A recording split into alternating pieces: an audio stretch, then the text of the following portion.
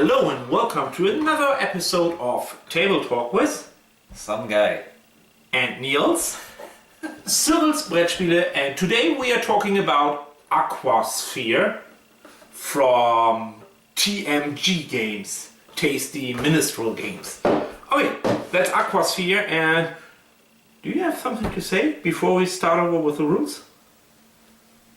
Why you are so quiet and shy today? Because I'm thinking about this behemoth of a game here. Oh, how we're going to tackle this one. Okay, then let's jump right into the rules, and Showan is the Beastmaster for the behemoth. Here we go. Okay, so as you can see, there is a lot of game here, and it looks overwhelming, but it's actually pretty easy and straightforward once you break it down, which I'm going to attempt to do here. Really, on your action, or on your turn, all you're going to do is one of three things. We'll start with the programming of the bots first. Two ways that this can be done. If you look here on the research lab, all these markers, they'll change every round. So whenever you move your engineer to one of these spaces, you're going to program a robot for whatever action is listed there. In this case, it's a submarine. So I would take the first available robot from my player board and put him on the submarine action. Now this was here from the startup, so now this is what I have programmed. The other way to program a robot is by taking your time tokens. It costs 3 time tokens, so I would take my 3, put them back to the supply. I would leave 1 just to note on my board that I've used this, because this action can only be done once per round. The next thing I would do is I can use a programmed robot. So here's my 2 programmed robots. If I wanted to use one, I would come over to the main board. So my scientist is here. Now I don't have to move him, but if I wanted to move him, I can move him in either direction. The catch is I have to pay whatever time cost. Every time I go through one of these locks, I have to pay the time cost on that. So in this case, if I wanted to move to this sector, that's 1 time.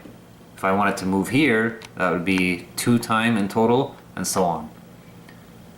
You are allowed to occupy the same space as another scientist.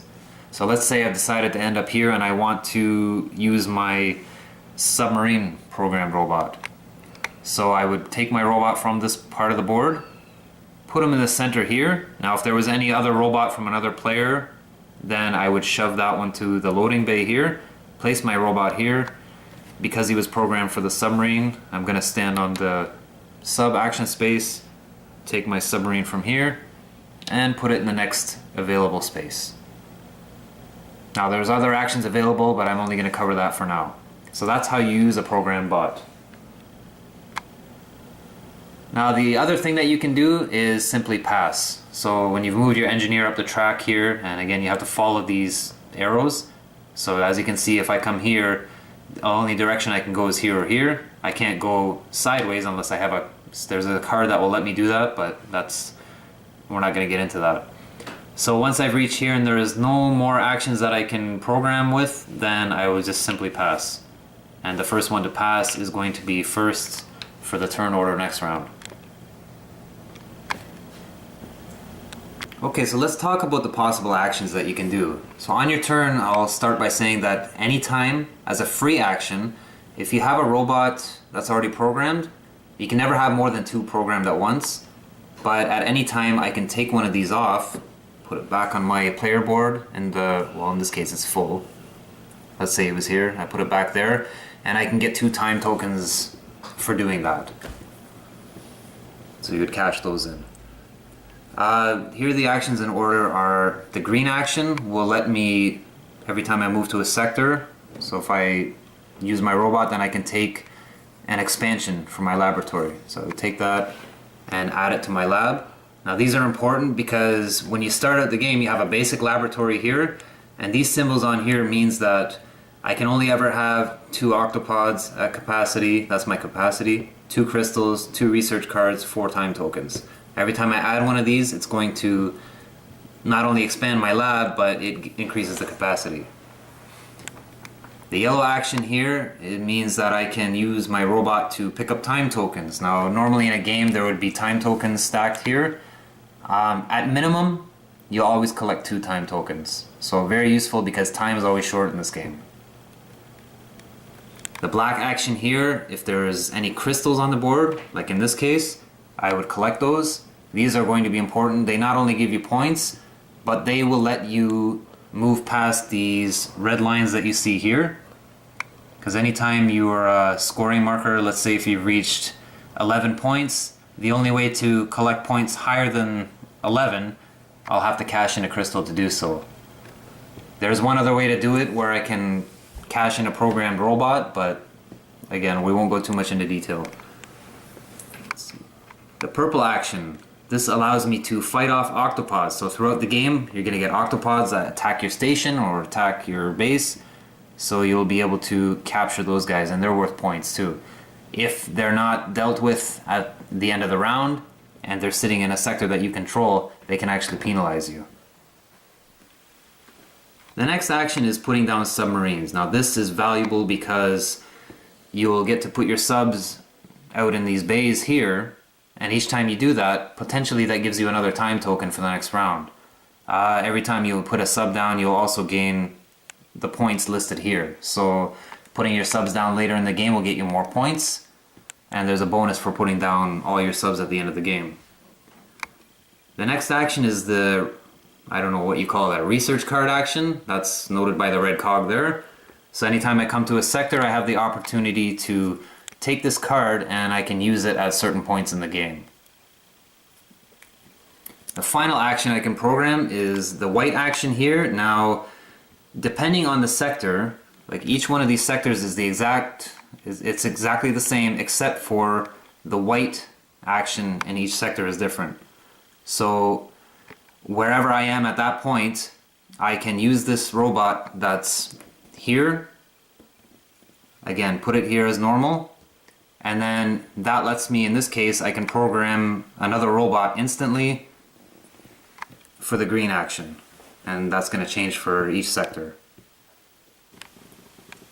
Okay, so at this point you're probably wondering, okay, big deal, what's the point? What am I trying to do here? Well, you're trying to get the most knowledge points, and here's the scoring track here. We noted that there was red lasers. You had to cash in crystals to get past those. You're collecting points by putting down submarines. Every time you collect a card, you get the points that are listed here. And then by catching octopods and crystals, that's also giving you points throughout the game. So for all of these things, you're moving your marker around the score track. In between each round, you're playing 4 rounds total. So in between each round, there's an intermediate scoring. If you look over to this section on the card here, this pause symbol means intermediate scoring. So in this case, you would start here and you see that at the beginning of the intermediate scoring, you'll see how many subs you put down. And you can see, in this case, we only have 1 sub down. You'll get that many time tokens. If you have a card that has the pause symbol on it, you can use it at this time. Then you would see who has the majority. Now, the majority is determined by, you look at all the robots that you have in the center of these sectors. If you have the majority, that's worth 6 points. If players are tied, then each one gets 3. You get the knowledge points for how many robots that you've programmed. In this case, it would be worth 1 point. Then you would count up the crystals that you've collected for that round, and the scoring goes, for 1 crystal you get 1 point, 2 you get 3, 3 you get 6, and so on.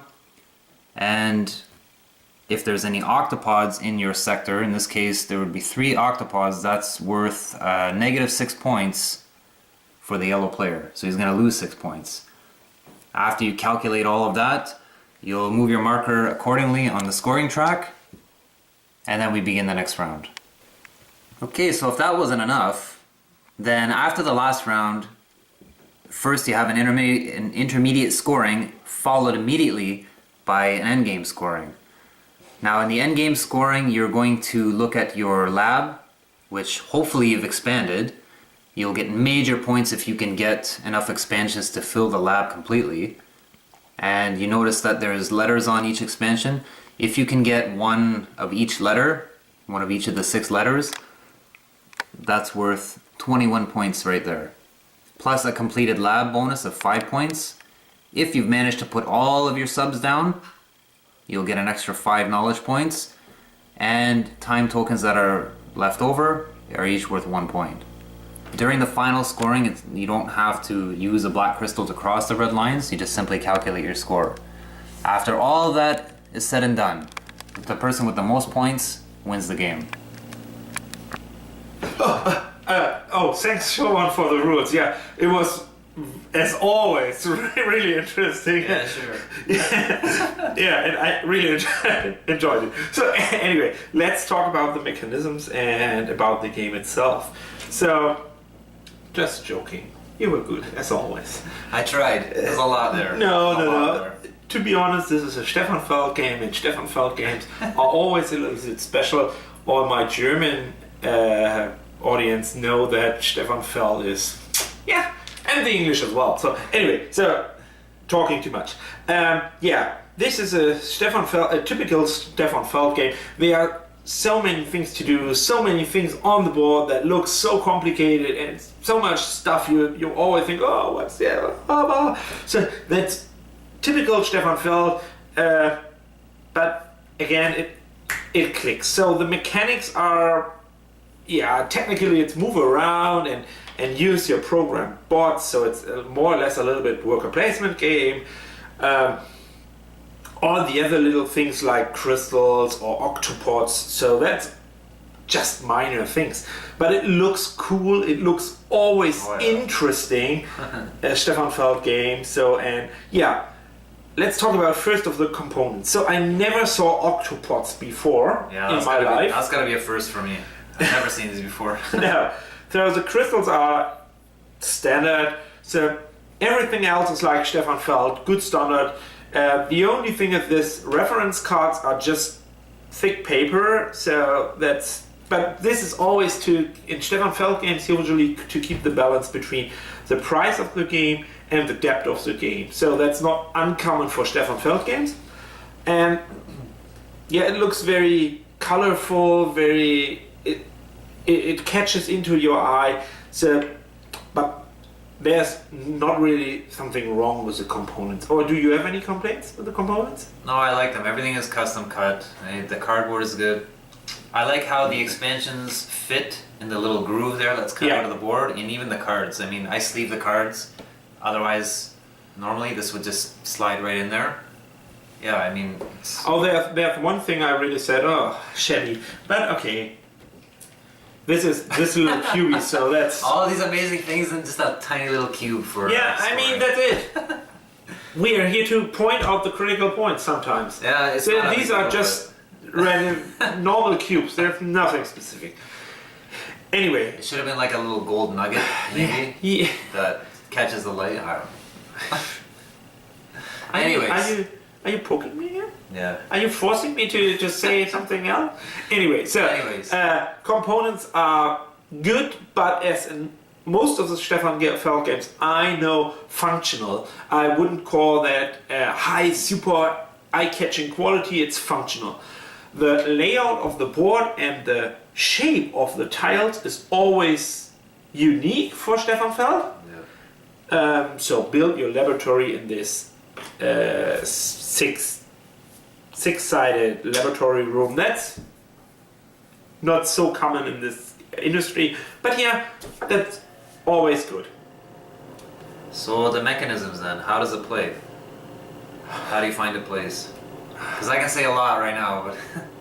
Should I start again? You want me to go first? No. Again, I have to reference to all other Stefan Feld. So the level of the first time you see the game and the first time you explain the rules is a little bit overwhelming. So there are so many ways and always leading to points. So you can get points here, you can get points there. Killing octopus gives you points, collecting crystal gives you points, but you are limited by your laboratory, and putting down submarines gives you points and gives you time to. So you hear there's so much fiddling stuff going on. There's definitely a lot going on. I mean, it looks overwhelming, but like I said, you boil it down, you're either programming a robot, carrying out that action, or you're passing. That's basically it. And it's all just, I don't know, the major thing in this game is, I think, thinking ahead. And I'm really bad at doing that because my score in the last few games really reflected that. Yeah, I think you just got lucky a couple times there, but Lucky? yeah. That's German efficiency, my friend. Well, considering you had no idea what was going on in the first game you played. Do you know that the designer is also a German guy? So there must be a clue that all clever designers are coming from Germany, so and all the clever reviews as well. So in all this. So apparently, if you're German, you're gonna be awesome at this. Sorry, skip that out. I know there are a lot of English-speaking people watching this. You are always clever. Yes, of course you are. It's too late. You already said it. Now they're gonna come to your door and beat you. Okay. Yeah, it's what's the term they use? Point salad. Every little thing you can do gets you points. I mean, they're really. I don't think it's funny. I call that points heaven. Points heaven. Okay, points heaven. Points salad. I think it's overwhelming because it just looks big. Really, it's not that bad. Really, if you simplify it, it's very straightforward. So yeah, I think it plays well, and yeah, there's a number of different ways you can get points in it. Okay, I have one more point for the mechanism. So I would say, for me, there's nothing really super outstanding new in the game. It looks new, it looks cool, it looks fresh, because it's so colorful and there's so much going on, but technically it's only plan ahead what you want to have in your next actions, program your bot, and then bring your bot to the board. Yeah. So the bottom line, there's no new mechanism in the game, but it looks really interesting and looks cool. So it looks new and fresh, but the bottom line is, from just the mechanics, it's nothing new. Yeah, it's just, yeah. But that is just my personal opinion. But you want to hear. Yeah, anyway, so go ahead. Do you have any critical points for the game? Critics, I found that the rule book, I don't have it with me, but the rule book was, I think it was a little bit hard to follow. I think in the setup, I remember specifically, it didn't really explain the meaning of these. The symbols on this token tells you how the board is going to be set up for the next round. I can't remember if it says that specifically or not, but I remember asking myself, okay, what does this mean? It was not intuitive, right? Yeah, I mean, for you, I think it could have been written a little bit better. Okay. I mean, once I got past that, I found it did make sense, but yeah, just that part was a little bit hard. Yeah, but once we played that, after one round, we easily figured it out. We picked it up quickly. So, any other critical points? There's one other thing. I think maybe because there tend to be a lot of little fiddly things. I mean, I've heard that complaint by people when I was reading posts on Board Game Geek. They said it was a lot of fiddly components and stuff like that. Maybe a little summary aid or a player aid or something would have been nice, because I mean, just something that says, okay, after the round, check this, or maybe do this. Okay. That would have been helpful, I think. I cut you off because it's, for me, that's a stupid opinion. Anyway, so why? Of course it is. Yeah, of course it is. So we show it in a second for you. The helper card here is so good. I really like it. It's so good. Like in all Stefan Feld games, it's really good. Yeah, clear that off and show it. So it easily shows you what gives you points. It easily show you. Oh, I maybe come around too. So here you can see this action gives you a piece. This action gives you time tokens 2 to 5. This action gives you crystal 1 to whatever. This action gives you immediately points by killing octopods. This action gives you points by what is in the middle. This is the same, and this program a board from here to here. So you have everything on the board. Here you see what you can do. This intermediately scoring is also known here. This is a one-time, so everything, this is deprogramming your bot for 2 time tokens. Everything you need is on here. So this card is brilliant, perfect, but like in all other Stefan Feld games, for me, to understand that, to understand how brilliant this helper card is, takes 2 or 3 games. So, that's totally not what I was talking about, by the way. But carry on. Okay, I carry on. So if you have that, you don't need a helper card. From my personal perspective, you can't make it better than this. But the introducing the first step to get into this is hard. Yeah, that's what I was talking about, was a simple thing saying, okay, after the round, did you forget to leave, or sorry, after the round, did you remove the time tokens left over? Did you add this? Did you add this? Did you clean this? That's what I was talking about. Something just simple like that. I think it would have helped, Okay. but yeah, maybe after you played it a couple times, I think all you do need is this. And Okay, it's pretty straightforward. that is always a reminder. If we took that away, it was always a reminder for me. But now I see you talking about it differently. Yeah, it's not a big deal. It's minor. But the flip side of what I told you just about this really perfect helper card for me is personally, like in a lot of Stefan Feld games, you get points here, you get points here, you get points here, you grab these one. You have to check how much octopus can you kill looking into your own laboratory, how much crystals can you collect. Oh, I forgot to get the points for dropping down the submarine last turn. So That happens a lot. I get new point. Oh shoot, I forgot to get the laser off for the red light. So this game forces you all these little details you have to think about, and you think about always 3, 4, 5 moves in your brain. So you're always thinking about, there's no downtime for your brain, and then you forgot that one, which is stupid. It's just a victory point. So it's a potential for making mistakes with the points for me. It can So- be, yeah. So accounting in this game is like in a lot of Stefan Feld games. It's really hard to account all that. So that is a little bit a critical point for me. So then, I don't know, what would you say about Let's breathe it again. So I was just in a let's take a little time out. Okay. What was your question?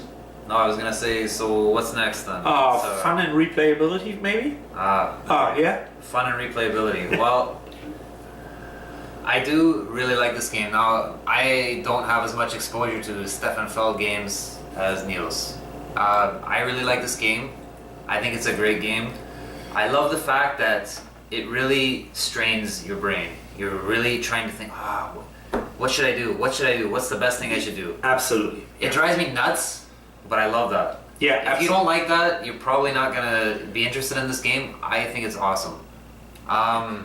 Yeah, I mean that's a heavier strategic game, right? It's not. Yeah, It's not an definitely. easy 20 minutes just fun cutthroating game. No, Yeah, this because- is a really heavy. Every move counts. Yeah, And I mean, when I was playing this game, I tried a few times. The last couple times I played was trying to get all my subs out into the play area.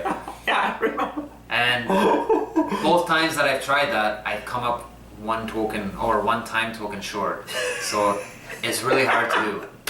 I mean, but see, while you're doing that, you might be neglecting other things, and then while you're trying to get your subs down, maybe you missed a chance to kill these octopods that are attacking you, and then any points that you do get might be taken away because you've let this build up. Or you forget to grab a crystal and you get so many points and then you can't cross the red line in the research station, and then you're stuck there.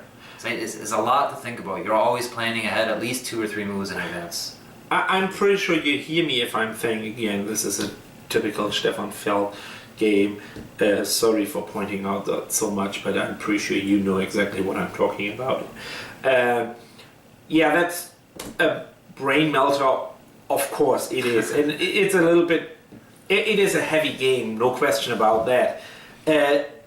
Yeah, and killing these octopuses, yeah. If you're a big fan of Stefan Feld, you definitely like that game right away from the get-go. Yeah, no question about it. If you're not a heavy gamer, maybe that could be a gateway game to Stefan Feld for you. But A gateway Stefan Feld game.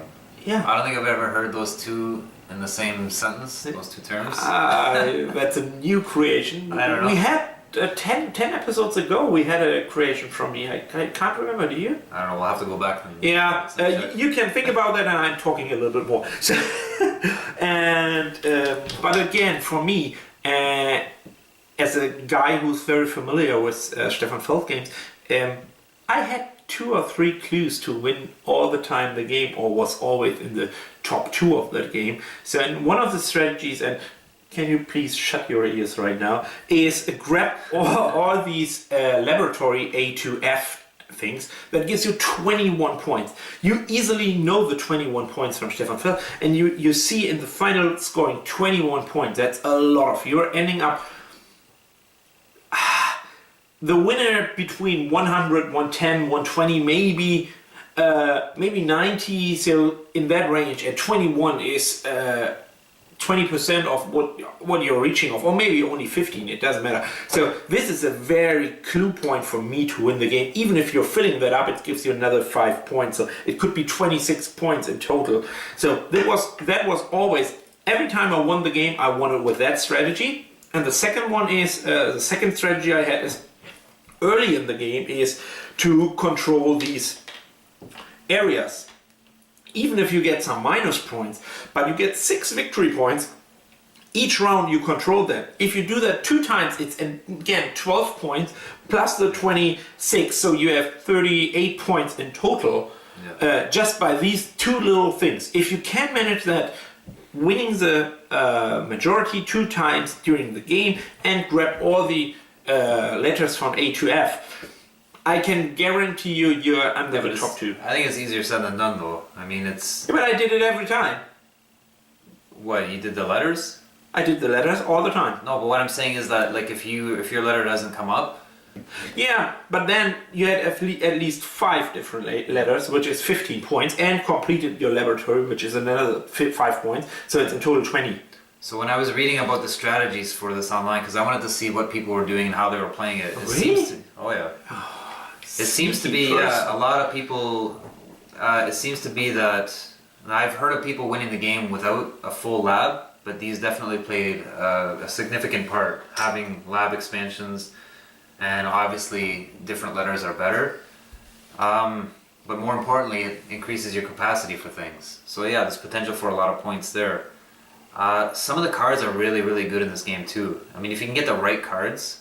Oh yeah, there's one strategy for the cards as well. This with a flash symbol on it, immediately take the card. So I love that cards too. Yeah.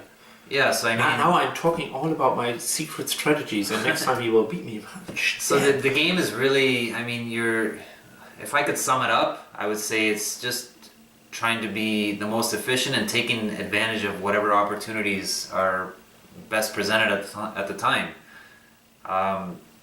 Just trying to make the most of it, and that's really the key to winning the game. So if you can do that, if you're really good at that, and a little bit of planning there, yeah, then I guess that's the secret to winning. There was something else I was gonna say about the. Really? I can't remember now.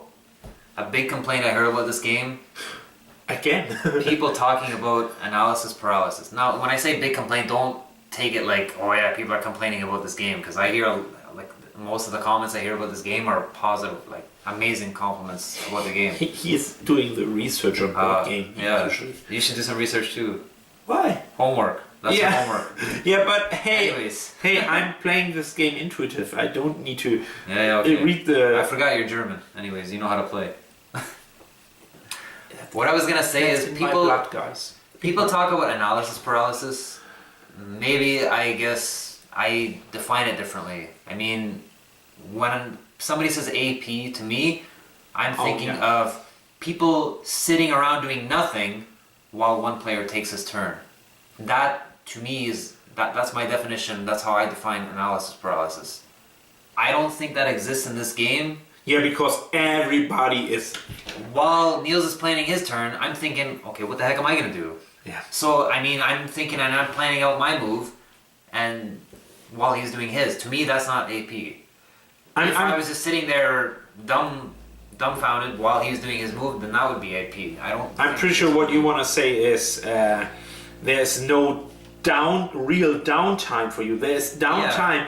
instead of you are not acting on the board, but you are still thinking, right? Your brain is always in work. Maybe if you're amazing at this game and you know what you're going to do automatically, okay, you plan it out in 30 seconds, then you're sitting there the rest of the time. But yeah, I know you're not that good. And that's true. Yeah, I'm not even close, so don't even look at me like that. Anyway, let's go over to the recommendations. I'm pretty sure we talked a lot of, and we are talking again and again and Yeah, we're again. just gonna say the same stuff over and Yeah. over again. So, what do you think? Yeah, for me it's a. I hate this sentence again, but I have to say, for me it's a typical Stefan Feld. I always like Stefan Feld.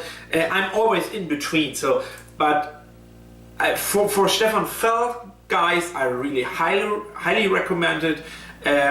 It's one of his better ones. I would say definitely on the same level of Bora Bora. Maybe for me a little bit weaker than La Isla. I know. There are a lot of critics and reviewers out there. They say, oh, La Isla was his shabbiest game ever. No, for me not. So for me it was his best game ever. But anyway, so this is a little bit below that, but it's really good. But for people who are not really familiar with high strategic games and not thinking ahead 2, 3, 4, 5 turns, for these guys I would definitely say try it out at your friendly local gaming store before you buy it.